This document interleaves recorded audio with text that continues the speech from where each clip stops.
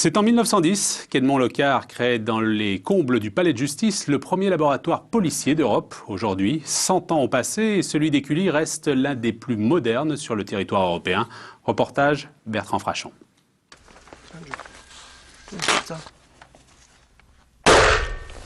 Ce fusil a été utilisé pour un meurtre et le juge d'instruction veut savoir précisément à quelle distance il a tiré.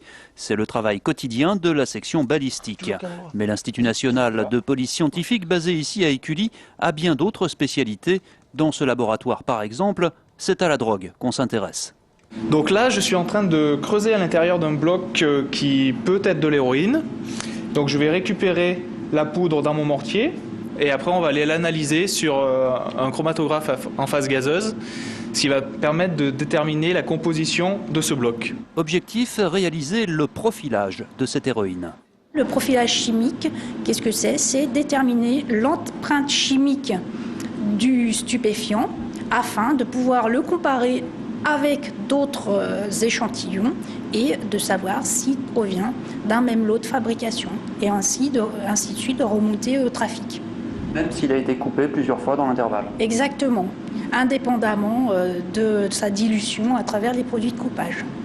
S'il y a toujours la drogue ou la balistique, aujourd'hui 90% de l'activité de la police scientifique consiste à réaliser les fameuses analyses ADN dans cette unité de génotypage semi-automatisée parmi les plus performantes d'Europe.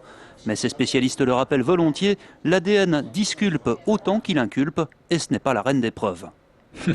La reine des preuves, si vous voulez, n'existe pas. La preuve, en fait, c'est une addition de preuves à la fois matérielles et d'aveux ou de témoignages qui fait que finalement le corps judiciaire, que ce soit les juges ou les enquêteurs, en fait, ont des certitudes, en fait, si vous voulez. Mais une preuve isolée ne va pas déclencher, ou alors très rarement, des certitudes chez un enquêteur ou chez un juge. Par contre, c'est l'addition de preuves. Donc, il n'y a pas de reine des preuves, il n'y a qu'une addition de preuves dont fait partie l'ADN. On le voit 100 ans après la création du premier laboratoire de police scientifique à Lyon par Edmond Locard, les techniques ont bien changé et aujourd'hui, ces policiers sont plus proches des experts. La Syrie nous fait énormément de pubs, pas seulement en recrutement, mais en volontariat pour les stages. Tous les policiers qui travaillent ici sont des scientifiques, je suppose.